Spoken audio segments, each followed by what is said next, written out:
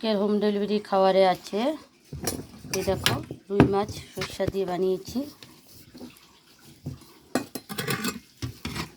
রুই মাছ সরষা দিয়ে বানানো হয়েছে। এখানে আছে করলা আলু ভাজা, আছে এখানে পটল আলু নুনিয়া চাল দিয়ে বানিয়েছি, আছে এখানে আমসত্ত্বর চাটনি, এখানে আছে মুসুরির ডাল, এখানে আছে পাঁঠার মাংস। এই দেখো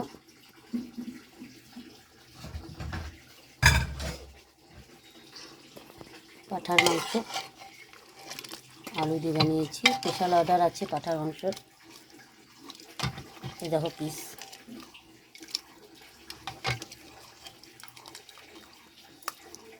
তা আর আছে সাদা ভাত।